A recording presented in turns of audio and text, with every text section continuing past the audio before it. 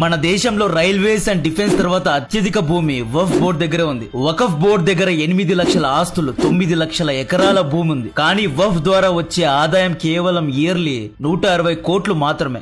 వక్ఫ్ బోర్డులో ఉన్న ఆస్తులను సరిగ్గా మెయింటైన్ చేస్తే వచ్చే ఆదాయం 12,000 కోట్లు. కానీ ఆదాయం రావడం లేదు. ఎందుకు అంటే మధ్యవర్తులు డబ్బులను తినేస్తున్నారు కాబట్టి. వక్ఫ్ బోర్డు అనేది ముస్లింస్ కి ఇచ్చిన ప్రత్యేకమైన బోర్డు. బాగా డబ్బులున్న ముస్లింస్ తాము చనిపోయే ముందు తమ భూమిని, తమ ఆస్తిని వక్ఫ్ బోర్డు కు రాసిస్తారు. వక్ఫ్ కు దానం చేస్తే అల్లాహకు దానం చేసినట్లే. వక్ఫ్ బోర్డు కు మెంబర్స్ గా ఎవరుంటారు అంటే ధనిక ముస్లిం పెద్దలు ఉంటారు. ముస్లింస్ లో ఎంపీ, ఎమ్మెల్యే స్థాయిలో ఉన్నవారు వక్ఫ్ బోర్డు లో ఉంటారన్నమాట. వక్ఫ్ బోర్డు యొక్క కార్యక్రమాల్లో కేంద్ర ప్రభుత్వం తలదూర్చడానికి లేదు. 1954 లో వక్ఫ్ బోర్డు ను ముస్లింసే చూసుకోవాలి అనే చట్టాన్ని తెచ్చారు. 1995 లో సెక్షన్ 40 అనే చట్టం ద్వారా ఒకవేళ వక్ఫ్ ఒక ఆస్తి మాదే అని క్లెయిమ్ చేస్తే ఆ ఆస్తిని వక్ఫ్ కు ఇచ్చేయాలి.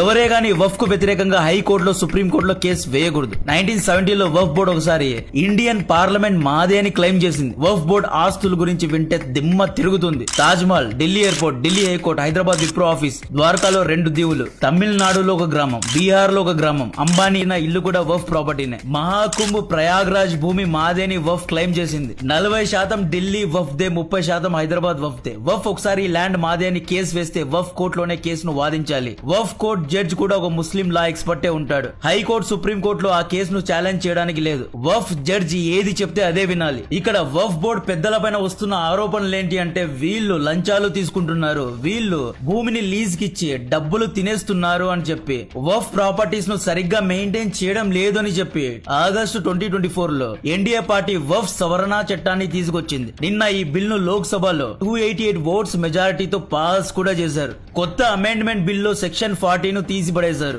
వక్ఫ్ కోర్టులో ముస్లిం జడ్జ్ ఉండొద్దు, డిస్ట్రిక్ట్ మెజిస్ట్రేట్ ఉండాలి అంటోంది కొత్త బిల్. దీని గురించిన ఫుల్ వీడియో ప్రొఫైల్ కింద ఉన్న లింక్ క్లిక్ చేసి చూడండి.